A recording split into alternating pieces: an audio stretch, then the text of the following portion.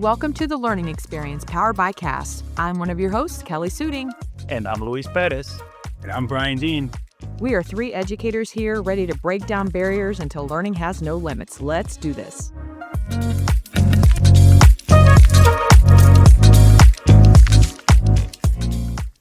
Welcome back to another episode of the Learning Experience. Hey, Brian Dean, Luis, how are you? Feeling good? Feeling fantastic, fantabulous. How about you, Brian? I am always good, but today I'm feeling extra clean in my gangster lean. So, I'm ready to get into it and get at it. Yes, I love that, because today we're going to have a really important conversation on a topic that is more important than ever right now, and that's universal design for learning and how that can support mental health, including our students and anyone, in fact. But I thought before we jump into the conversation, how about we just take a moment to think about why this topic is so important?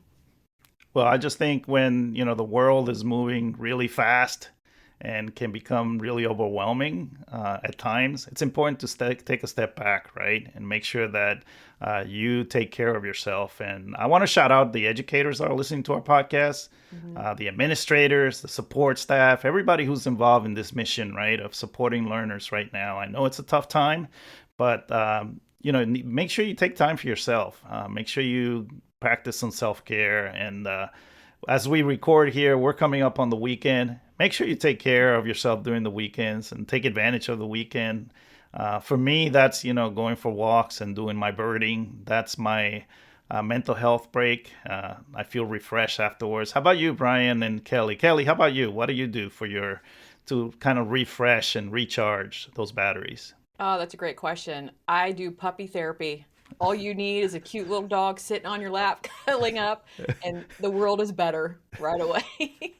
And there's research that shows, right? If you're feeling tense, you just go and pet your puppy or your cat, or I don't know about the iguana. I don't know if you want to pet that. That may not have the intended result, but good. But the fish, I don't know if you want to pet the fish either, but whatever animal you have, if you pet it, it can help you with certain hormones and the like. Do you know that they have like cat cafes where you can go in and just like hang out with different cats and kind of find your, yeah, I love it. Anyway, what about you, Brian Dean? Well, usually I spend my time on the weekend crying and eating ice cream. But I'm going to switch over, I think, because I don't think it's giving me the intended purpose or outcomes. So I think I like this idea of getting with one of my pets. So I'm going to try and pet my axolotl over the weekend and see how that goes. I don't know if that'll go that great, but we'll see. No, in all truth, I like to do some painting and stuff like that, but that kind of keeps me grounded. Yeah, and you can notice we all have different ways that we can find our own grounding, right? And we have to recognize that emotional well-being, and when we think about our students, emotional well-being and learning, they go hand in hand. Right? Learning isn't just about academics. So if students don't feel safe and valued and supported, how are they expected to be engaged? And who better to help us unpack this is our guest today. Dr. Hillary Goldthwait-Fowles is in the house. Yay! Whoop, whoop. Yeah, she's a leader in UDL and inclusive and assistive technologies. And at the same time, she always keeps an active role of student mental health in the forefront. So welcome, Hillary. Oh, wow. Thanks, Kelly, Luis, and Brian. It's awesome to be a part of your podcast today. Thanks for having me. So we also like to kind of be silly on this podcast and not to minimize. We're talking about a heavy topic today. But I want to ask you a question that has nothing to do with the topic we're talking about, and we can edit this. But what's your favorite Sesame Street character and why? I love this question, Luis. I will tell you, my favorite Sesame Street character is Super Grover. Super Grover is my absolute favorite Sesame Street character. I love him because he's smart and he's cute too, but he also makes a lot of mistakes. He falls every time he lands and his hat gets crushed. And he's just so innocent. There's something about Grover. I just want to kiss him and hug him. He's just so sweet and just there. He's raw, he's vulnerable, and he just is empathetic and caring and loves people, except when there's a fly in his soup. But I love him. I think he's funny. He makes me laugh. When he'd do Near and Far as a kid, that was my favorite. I'd laugh hysterically. I remember sitting with my dad watching him and laughing hysterically at him going near and far, and then I would make my dad do it. Can you act that out? Do it for me. But see the big smile you have on your face when we brought this up, right? and the importance of just connecting to those memories. How about you, Kelly? We're going to put you on the spot. I know you weren't Oh, expecting this, but who's your favorite character and why? probably the Grouch in the trash can. And this is why. Because growing up watching him, I always felt so bad. I always said, if I could meet him in person, I bet I can make him laugh. So you never know. But people say I look like Animal.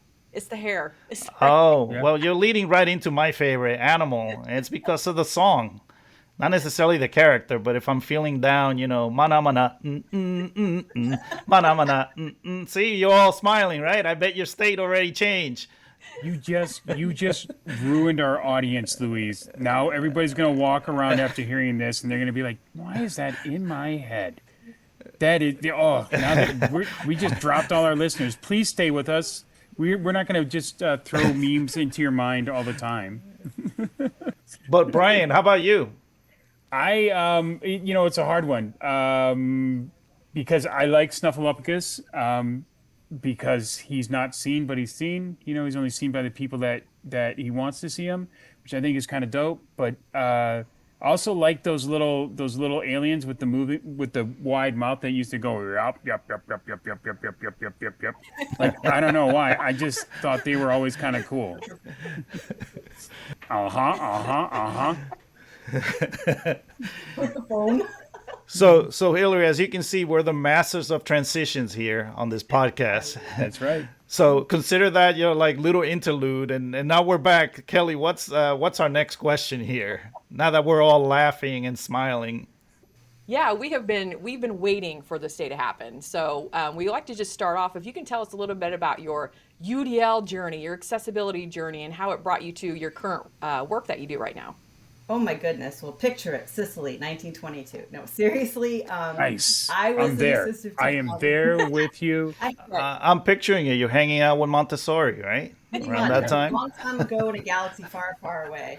It was Just kicking actually it. 2010 actually was my journey into UDL. And it was by chance. I was an assistive technology specialist in a school district in southern Maine. So I come from Maine, but I wear many hats we'll get into later. But the story is I was installing a piece of software for a student with an IEP who needed an alternative input method for written expression. So back in the day when Dragon Dictation was a hard install and you spent 2 hours calibrating it and you weren't sure if you could get a kid in a certain grade that it would work with, and custom vocabulary and all of that. Well, the teacher was very inquisitive and wanted to see this process, and also wanted to figure out ways that they could better support the student too using this tool, which I love that. The question he asked after was, "This is so cool," and just he saw the change in the expression in the student, and he said, "Can I have this? Can other kids in my class use it?"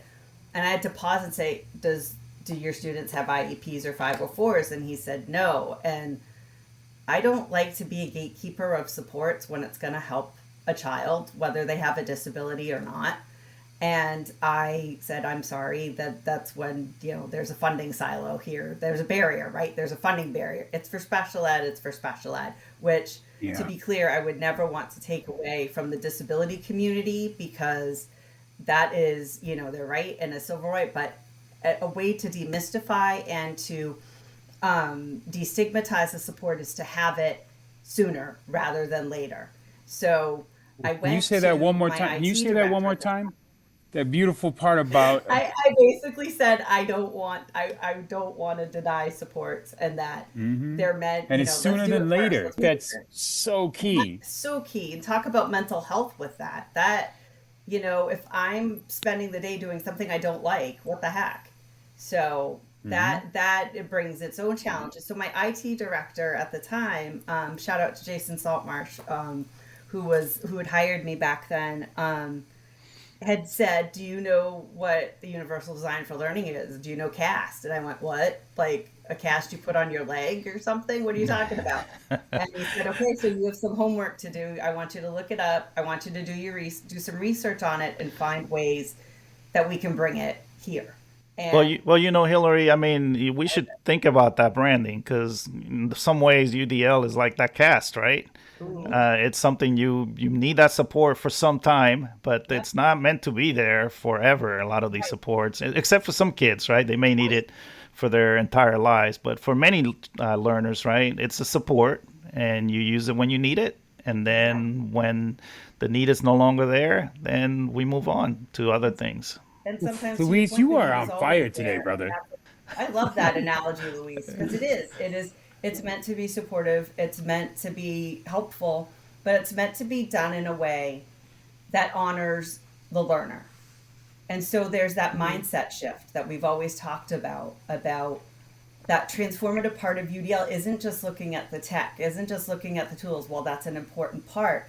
It's internal just as much as it is external. So there's an internal part that happens for educators, that internal transformation of your judgments, your attitudes, and your beliefs. So your judgments about learners and learning and the ways that kids are supposed to learn, your attitudes about learners and learning, if they're different than you, if your school experience was different when you were homogeneously grouped and you're bringing that to your setting because you think that's what you're supposed to be doing, and your beliefs about humanity, about people who are different, about people who are coming that are sick, that have disabilities, that have pediatric cancer, that are coming from, different areas of the world, or coming for asylum, or coming just to get some peace.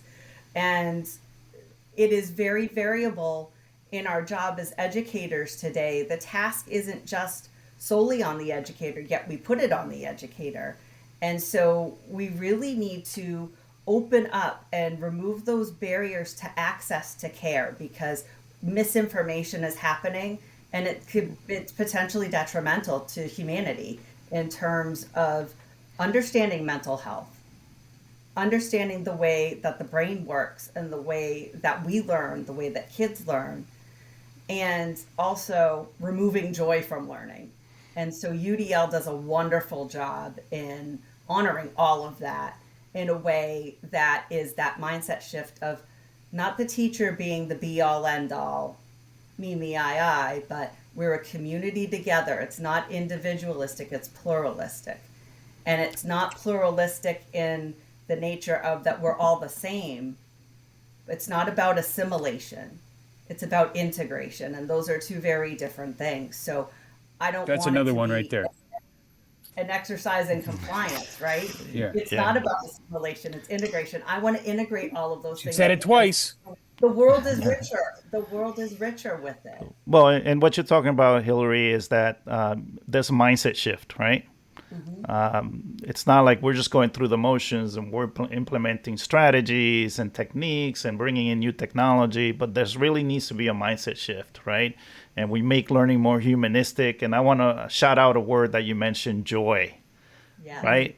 We want to bring joy into learner, because don't you do your job better when you're joyful about it, right? When you Oh, experience joy. Absolutely. totally.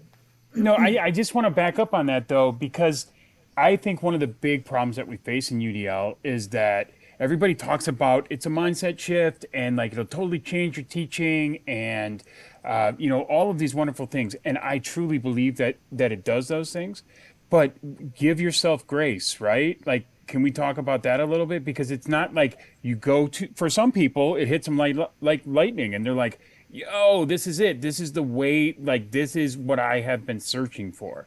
For other people, it doesn't hit them like lightning and they're like, why am I not getting it? Right. And then they become reticent to the idea of UDL, right? Because UDL is like water. You can tell it's there, but it's real hard to catch, right? Because it I love that. gets so deep, right? Because it gets so deep, and it does change your practice and your assumptions about a lot of learning and students and what's possible, what's not possible, all those things. But that's going to take some time sometimes, and it's okay, Yep. and that's Yep. okay. Yeah, I think what you're right? mentioning, Brian, is variability, right? We are learners ourselves, and we have variability. For some of us, it will click right away. It would be like that discovery, like catching lightning in a jar. That's my accent coming out. And then sometimes it takes time, right? Because sometimes you also have to unlearn certain practices, and that's also Yeah. important to consider. that you've done things for some time, and then it takes some time to like develop new habits. So absolutely, thanks for mentioning that it's a different journey for each person. Right. It is, like you said, catching water, and I loved how you said that. So, Hillary, with that said, knowing how UDL can truly support mental health, what would you say to teachers when they're thinking like, oh my gosh, this is overwhelming in itself, knowing we're all learners? What would you say to educators just getting started and thinking about that, knowing the importance of mental health? Hey, look at Kelly, Brian, bring us back on task here. Ooh, That's such a so great good. question. But I think it's variable because it's going to depend on the teacher. So back to Brian and Luisa's point, we're all in different places in this journey, and we have to recognize that we're all in different places, and that's okay. We can bring people along when they're ready. Like thinking about addiction and people that have been in recovery. The thing that I've heard from people that are in recovery is it had to come from them. They had to want that, right? So they had to want to Right make on. that change behavior. So there is a part of UDL where that is somebody that wants to make that change. So some ways I do it is to even say, take a look at the UDL guidelines and see the ways that you're currently doing things that line up, and let's map those out. That's Right one on. way to get people very easily, like you're already doing some of these things and you don't realize you are, but now here's the caveat. How can we deepen that? How can we make that richer and more? And sometimes I'll do, what's a guideline that speaks to you? What's a guideline that you're curious about? What's a guideline that you're like, that joy? And I love that joy is in the engagement guidelines. I got to make that clear. I have a t-shirt that says joy and learning must coexist. And I love to learn. I'm a nerd. I love to learn. I love to be curious. That is like my jam. So not everybody has that. So I have to recognize that, but I bring that to the table because I want to model that learning can be fun even when it's hard or challenging. So I look at that sweet spot for teachers where, what do you currently have? I'm not asking you to throw everything out. I'm not asking you to throw anything out, actually. I'm inviting you to think a little differently. And I hope that I'm compelling people to act. Andre Tisha Fitzgerald does a better job at compelling people to act. But I really think that that's a choice that teachers can make. I also see UDL as a way for teachers to take their classroom communities back, away from policy, Say it again. away from Say it again. That's argument, another one. away Say it from again. Say it again. teachers can get their classrooms back. And Mm-hmm. UDL also requires support. It's not just a teacher alone. When you de-silo your systems, right? You have people in your neighborhood that can help you out. You have a speech pathologist at preschool, for example, that can help you with early literacy and bring that joy and passion into reading. You have me as an assistive technology specialist. I used to go and do Appapaloozas, where we did an app of the week on our kids' iPads, and the teacher, who was so technophobic, saw this like at a session somewhere. I have suggested it years ago, but it had to come from her, and that was fine. She went and learned along with the kids, and it brought her to a level where the kids were helping her. They thought it was hilarious. They thought it was funny. They were like, look, oh, something you're not good at, but we're good at. And it changed their dynamic and relationship. But there was joy and fun in exploring something novel and new, and something that was hard for the teacher, and her modeling some of that behavior that some of her students would do when something was hard. And I'd say to the kids, what do you do in this situation? And so we bring that back, that emotional kind of regulation, that emotional centering. But here's the key. You have to acknowledge what you feel. And you also can't change Right. what you don't acknowledge. So you have to Right. acknowledge that there's a barrier there. If you're saying there's no barriers there, well, that's your perception. But Yeah. for someone else, there are barriers, and very big ones. So it's both and. We have to acknowledge that in order to move things forward with that. That statement is huge. We cannot ignore design bias, and we cannot fully remove design bias. You are the designer in the design, and it's always going to be biased. It is not the idea of the removal of it. It is the idea of the acknowledgement of it. And so I think that that's a huge barrier to new teachers or people coming to UDL in a new fashion. And it's the first thing they're like, oh, I have to get rid of all of these things. And oh my gosh, I'm doing so many things wrong. You're always going to have that. Accept it. It's cool. It's all right. Just be conscious of it. Right. And know that it exists there. I think that's such a freeing statement that you made, Hillary. It's just, I love it. You know? You, you got to give people an in somewhere. My in was through tech, and I've learned now about mental health and taking care of yourself emotionally, physically, and spiritually. Tech is important, but if I'm not centered, if I'm not at a place where I'm grounded and stable, I'm of no use. And, on a personal note, I have my own mental health challenges and struggles. I am someone with clinically diagnosed with PTSD and anxiety disorder. And I do have depression, especially in the winter. I live in Maine. Hello. Oh, you got to come down and visit me down here, Hillary. I found that little midwinter break is all you need sometimes. Because I used to live in the Northeast, and sometimes just getting a week or a few days out in the sun can set you up. But I want to go back to, some of the themes that you're mentioning here. I think there's a certain vulnerability that needs to be there to do this work, because it is emotional work, to quote David Rose. Right. And really appreciate you being vulnerable and sharing. I think sharing our stories the way that you have is important, because there may be other people that have that same story, right? And by sharing our stories, we empower people. We kind of provide that space where we can be vulnerable. And part of UDL is being vulnerable and saying, look, I don't have all the answers. I'm going to work with you. We all want to figure this out together, right? We are going to, UDL, great UDL classroom is where everybody's doing some of the work, right? It's not just the teacher, and sharing some of the power too, right? Because we've been taught like you're the authority and you know everything. And it's like, no, we all have something to contribute. The AI and the internet has nothing on, those are great thought partners to have for educators. And I really want people to think differently, encourage you to think differently about AI and the internet as a tool to be a thought partner with educators and for learners. It's here. So we have to be mindful about that, but we also have to be clear about how it does influence your mental health. When COVID happened, I was a mess, and I was in a job that I recognized that I could be replaced tomorrow and it wouldn't matter. And so I really got quiet with myself and figured out what is it that I want in work. And so I made a transition where I work from home at Kennedy Krieger, and I am blessed to have this team of people that are, and Kennedy Krieger itself is committed to mental health and making sure that the physical, mental health of the employees is paramount, but also, of our patients and the people that we serve. The team that I'm on is a new team, and I'm blessed to work with wonderful, just empathetic, caring people that have high expectations. I have done things that I didn't think I could do, and I've been involved in projects it's just a dream to be involved in. I really think I've found my dream calling in terms of designing these experiences online for people, for patients, for providers, for parents. And that's another way of de-siloing information about mental health.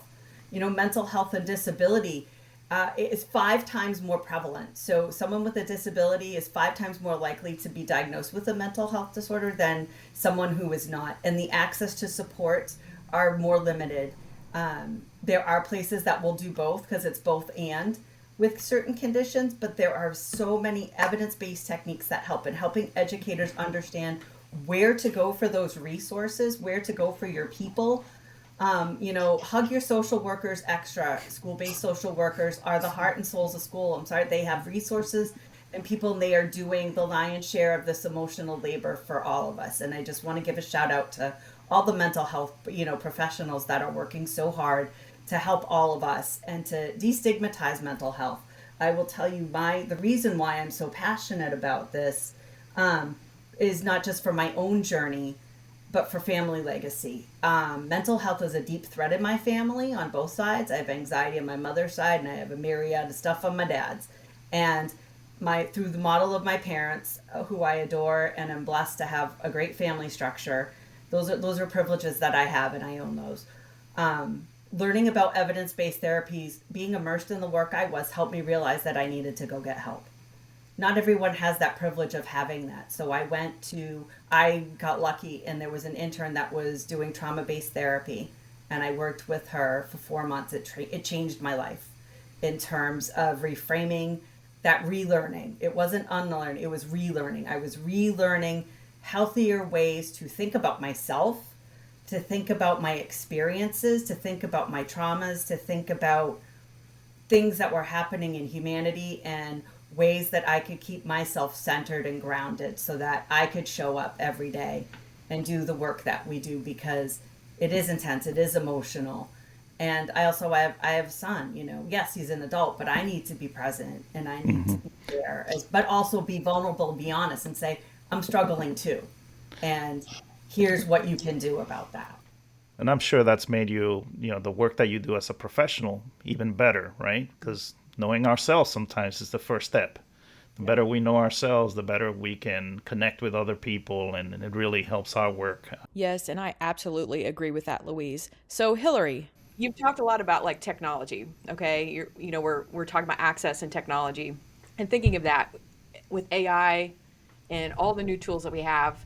And when we're thinking about learners with disabilities and maybe our learners who are highly anxious, those tools can be really overwhelming, especially if they're inaccessible. So now our learners are being more passive in their learning instead of active participants because the tools and the technology is not accessible. So how can UDL support that when our learners do feel completely overwhelmed by some of the technology?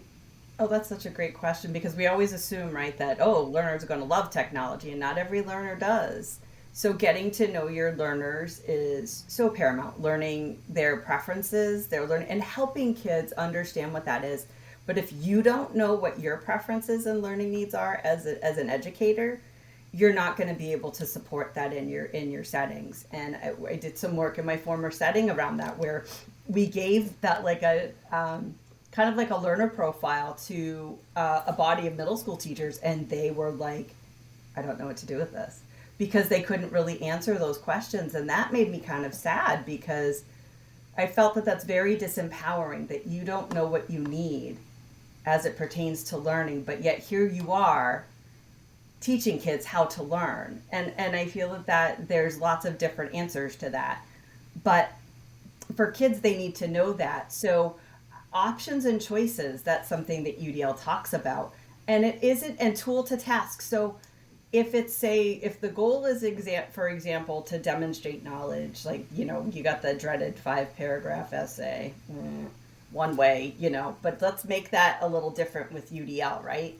We have some options here where we can leverage technology or not. We could do art, where we could draw like a scene, or do some storyboarding for a play or a video that meets that learning goal. We could do a podcast, where we're talking. Mm-hmm. We could do a song. There's so many AI tools too that will help with music for kids with disabilities that have physical limitations that might mimic those instruments. Art too. So also involving kids, the bigger thing too, Kelly, is involving kids in the decision-making process. So yes, that's the biggest one for me. I have gone in, one of the things I used to do, I feel like back when in my day, but one of the things I loved when I was in AT, like in the school full time, was I did a lesson with the STEM teacher where it was the tech tool that we used. We had Chromebooks, and so Read and Write was our extension. I did a scavenger hunt with the kids. And so what we did was they each had a card on the table of an icon of one of the symbols that's on their on their toolbar. And as a group, they were to explore that tool or tools, depending on the number of, groups and kids. And they had to come up with consensus together on the different ways that they could potentially use this tool, or would this tool have helped them with past assignments, or how could it help them in the future? And the teacher had given them some things that they were going to work on, for the remainder of the year or in the next month or whatever. And the teacher was in the room too, learning alongside of them. And then at the end, each person picked a spokesperson to go up, and together they demonstrated the tool and how it worked. And then we all had consensus on how those tools would be used. And we had a list. So then I would create a graphic organizer that had the tools, what they were for, what the purpose was, and how you could potentially use it. And then a blank column for other potential uses that we haven't uncovered yet. And so it wasn't just showing the tool and walking away, it was being intentional about look at what we have. You don't have to use these all, but some might use these ones, some might use others. Maybe we never use this one particular tool, but maybe we all use this tool. So it became their ownership. And then what I did was the group that had the tool, they were the expert on that tool. So if you're not sure how to use, voice, the dictation tool, go to this group because they know, because they explored it. If you don't know how to use the highlighter, to go to this group because they know it all day, every day. They spent, half an hour playing with it. And that's the thing about curiosity and joy. I think that's why I love STEM education so much, because that is organic, right? You're curious about a problem, you're trying to find a solution, and you come up with multiple ways to approach it, which is very UDL to me, where there's more than one answer that leads to the outcome that's correct. There isn't just one way to do things. There's multiple ways. And honoring that, I think, is important, and allowing kids to find that way without overwhelming. So maybe you have 2 or 3, and giving those choices and just having it as part of your everyday learning environment is just something that is very empowering for kids. Honor, right? I think from Anna-Tricia's book, Anna-Tricia Fitzgerald, that's something that I took away from that book. We need to honor people, right? And their whole person, right?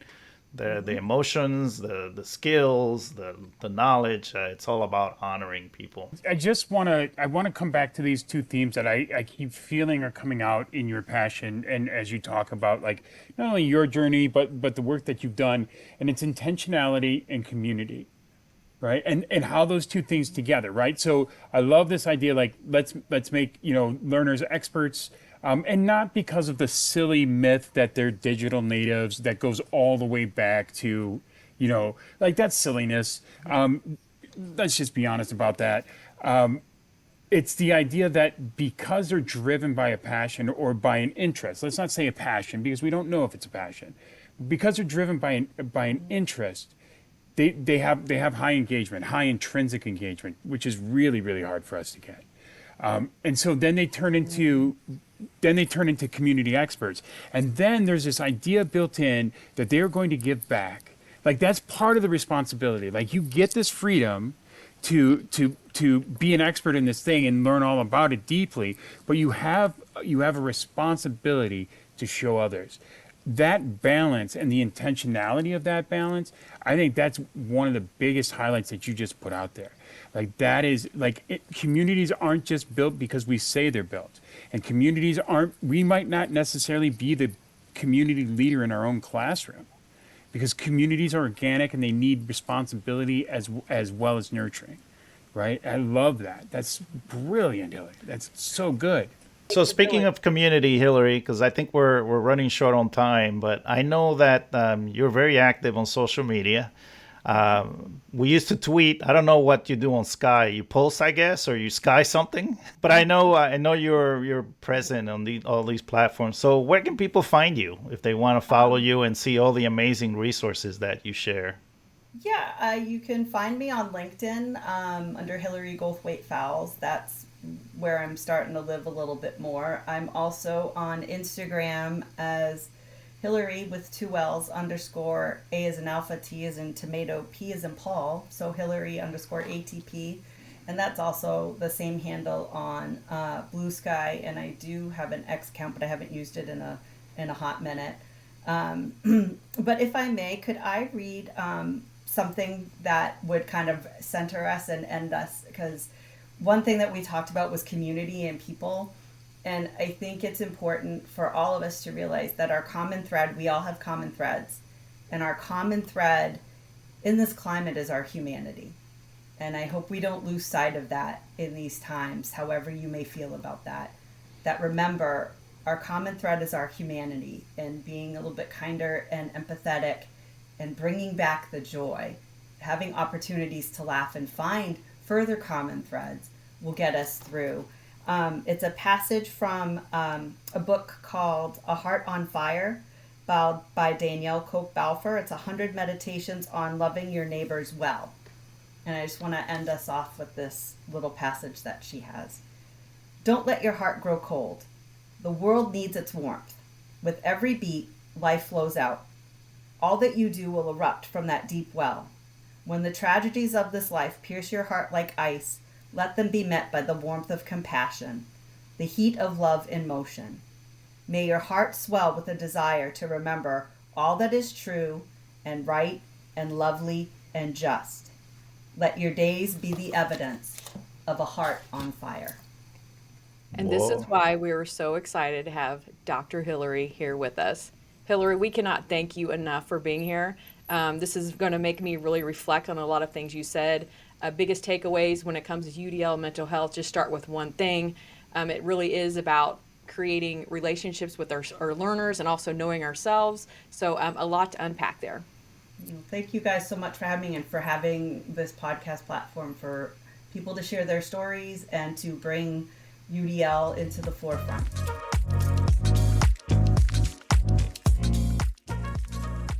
Thanks for tuning in to this episode of the Learning Experience powered by CAST. You can find us on the web at cast.org. That's CAST.org. There, you'll find the show notes with links to all of the resources mentioned on each episode. If you enjoyed this episode, please consider subscribing and leaving a review and share it with your colleagues so that together we can build more inclusive learning experiences for everyone. Thanks again for listening, and remember, accessibility is everyone's responsibility.